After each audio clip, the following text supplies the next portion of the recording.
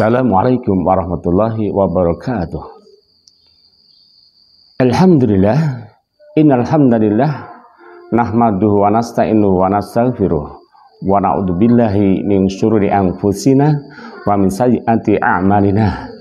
May yahdihillahu fala mudhillalah wa may yudlil fala hadiyalah. Asyhadu an la ilaha illallah wahdahu la syarikalah wa asyhadu anna Muhammadan abduhu wa rasuluh la nabiyya wa rasulah ba'dah. Allahumma sholli wa sallim wa barik ala Muhammad wa ala alihi wa ashabi ajmain, amma ba'd. Qala ta'ala a'udzubillahi minasyaitonir rajim. Bismillahirrahmanirrahim. Fadhkuruni adzkurkum washkuruni wala takfurun. Muslimin muslimat rahimakumullah. Pada kesempatan ini akan saya sampaikan bahasan zikir dan doa sunnah. Untuk awal kita ingat bahwa zikir menurut bahasa adalah mengingat, sedangkan menurut istilah zikir dalam arti adalah mengingat Allah Subhanahu wa taala untuk mendekatkan diri kepadanya. Kita diperintahkan zikir kepada Allah Subhanahu wa taala selalu agar mengingat kepada kekuasaannya, ingat pada kebesarannya. Sedangkan kapan waktunya, kemudian bagaimana caranya adalah Rasulullah SAW banyak mensunahkan kepada ucapan-ucapan zikir, lafal-lafal zikir, ataupun termasuk diantaranya doa-doa dalam sehabis berzikir itu sendiri. Ada diantaranya zikir yang memang dilaksanakan sehabis sholat fardu, kemudian zikir yang sifatnya adalah merupakan satu amalan yang rutinitas, yang memang tidak ditentukan kapan waktunya, kemudian diantaranya adalah mungkin dalam pengamalan harian. Muslimin muslimat rahimakumullah, kita tahu dengan berzikir senantiasa hati kita akan terbentuk, akan kukuh ataupun kokoh dan kuat, karena senantiasa menyandarkan dirinya kepada Allah Subhanahu wa taala. Dan seseorang yang bagus adalah seorang yang senantiasa zikir kepada Allah Subhanahu wa taala, sebagaimana Allah memerintahkan kepada kita agar senantiasa zikir sejak pagi dan petang. Ya ayyuhalladzina amanu, ya ayyuhalladzina amanu dzkurullaha katsiran bukrata wa asila. Jika ada perintah bahwa kita diperintahkan untuk berzikir kepada Allah Subhanahu wa taala sejak pagi maupun petang. Hal yang sedemikian ini merupakan satu momentum, kesempatan bagi muslim muslimat untuk senantiasa berzikir kepada Allah Subhanahu wa taala. Apa yang terbentuk dalam jiwanya akan merasa tenang, akan terbentuk kokoh imannya, tidak tergoyahkan, karena hatinya senantiasa zikir, mengingat pada Allah Subhanahu wa taala, baik kekuasaan ataupun kebesarannya. Muslimin muslimat rahimakumullah. Kemudian diantaranya orang yang berzikir itu sendiri, hatinya akan senantiasa dekat dengan Allah. Hatinya dan pikirannya khusus pada Allah Subhanahu wa taala, baik dalam keadaan sehat ataupun tidak sehat. Dalam keadaan sehat senantiasa memanfaatkan kesehatannya untuk berzikir kepada Allah Subhanahu wa taala, baik dalam waktu bekerja, sebelum bekerja, atau sehabis kerja. Apalagi waktu akan beribadah dan sehabis beribadah, itu adalah merupakan satu rangkaian yang memang tidak dibenarkan untuk melupakan zikir kepada Allah Subhanahu wa taala. Katakan ada zikir-zikir yang memang ditentukan waktu-waktunya, baik dari saat katakan adalah sehabis sholat ditentukan waktunya, jumlahnya ataupun lafalnya pun ditentukan oleh Rasulullah. Disunahkan berapa jumlah yang harus diucapkan atau dilafalkan. Sedangkan zikir yang merupakan satu amalan yang tidak ditentukan tapi disunahkan Rasulullah, sebagaimana seorang itu mau masuk ke WC, zikirnya adalah ada doanya, Bismillah. Di antaranya mau masuk ke WC, kaki kiri yang didahulukan. Ini zikir pada Allah Subhanahu wa taala. Kemudian sebelum masuk ke WC, apa yang terjadi? Yaitu disunahkan untuk minimal baca bismillah. Kemudian ada lagi Allahumma inni a'udzubika minal khubusi wal khaba'is. Baru kaki kiri yang masuk, bukan kanan. Itulah ada yang dilaksanakan lafal, kemudian ada yang dilanjutkan dengan gerakan anggota badan. Fasilitas ini pun menunjang daripada pelaksanaan ucapan dzikir itu sendiri, sehingga meskipun mau masuk WC adalah disunahkan untuk berzikir kepada Allah Subhanahu wa taala, menyebut asma Allah Subhanahu wa taala, berlindung kepada Allah Subhanahu wa taala. Dalam rangka apa? Minta perlindungan dan menyandarkan dirinya hanya kepada Allah Subhanahu wa taala.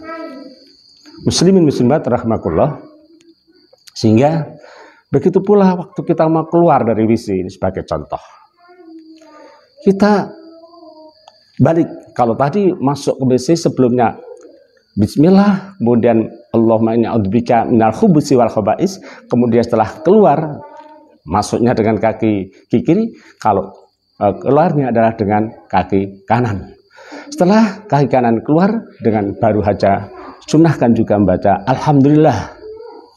Alhamdulillahilladzi memang kadang-kadang pas seperti ini kadang-kadang sering blank ya. Jadi kita memang kaki kanan yang didahulukan apabila kita keluar. Jadi alhamdulillahilladzi adhaba 'anil adha wal afani. Inilah sunah-sunah yang dicontohkan Rasulullah. Kemudian waktu kita mau makan, sehabis makan, sunnah. Apabila kita senantiasa mengingat pada Allah Subhanahu wa taala, maka waktu akan makan juga satu di antaranya yang dilaksanakan, ingat pada Allah dulu, kemudian ingat pada sunnah. Ingat pada Allah bahwa rezeki yang diberikan adalah Allah yang memberikan.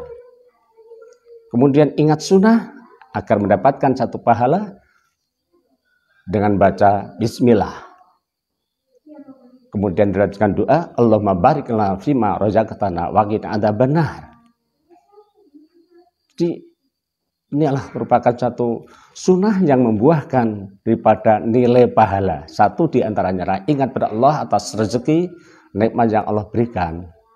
Kemudian dimakannya dengan awal baca basmalah, dan disunahkan apabila kita ingat pada sunnah Rasulullah pakai tangan kanan. Kemudian apabila kita telah selesai, kita baca alhamdulillah. Alhamdulillahilladzi at'amana wa saqana wa ja'ala muslimin. Kemudian di dalam makan ataupun minum, di samping dengan ucapan tersebut, ingat bahwa makan minum adalah dibatasi atau terbatas, tidak boleh berlebihan. Ya, Allah berfirman itu, a'udzubillahi minasyaitonirrajim, kulu washrabu wala tusrifu. Makan dan minumlah, tapi jangan sampai berlebihan. Ini dzikir. Jadi dzikir sangat luas sekali artinya.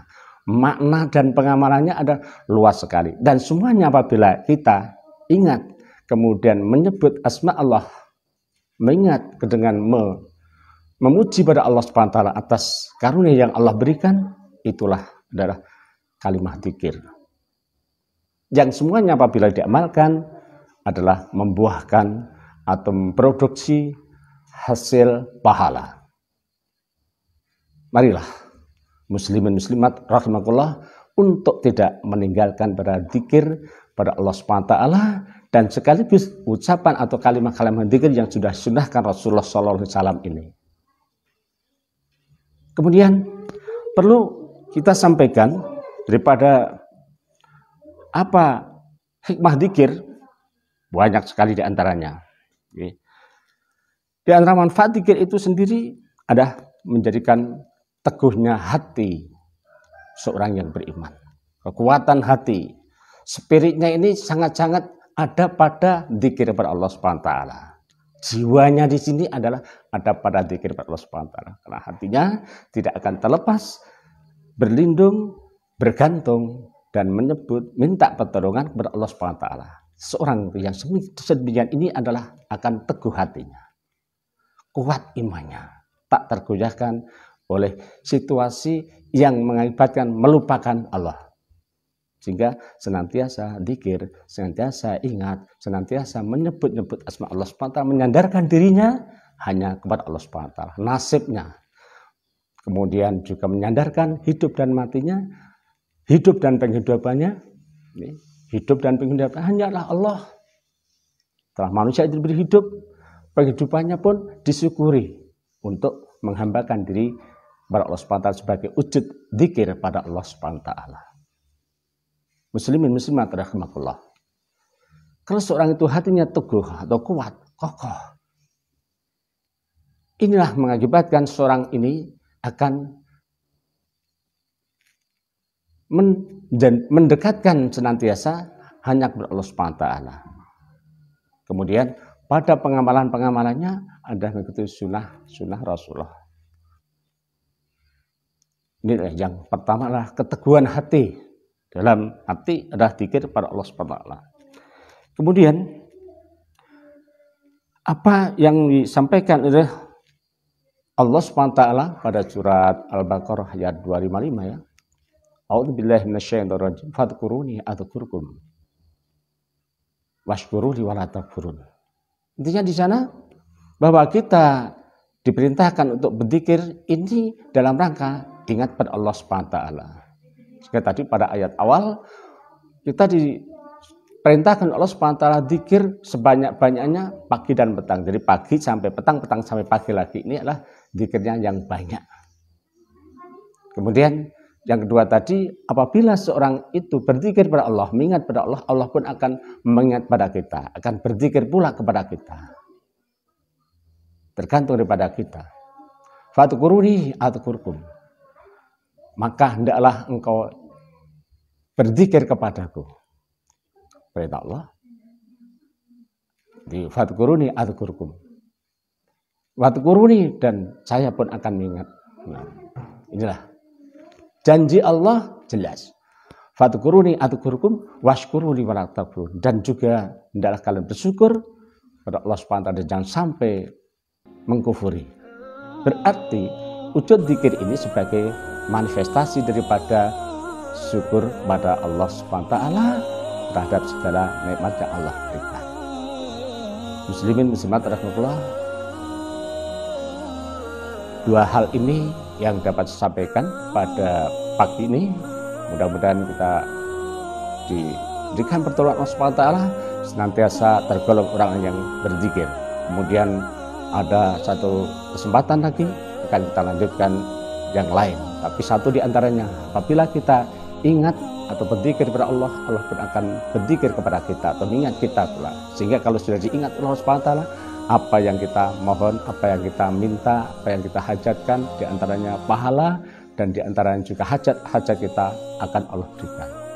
Sebagai manifestasinya, zikir adalah bersyukur terhadap nikmat yang Allah berikan. Kalau kita mensyukuri atas nikmat Allah SWT dan tidak mengkufuri, itulah tergolong hamba Allah yang asyakirin, orang yang bersyukur kepada Allah SWT.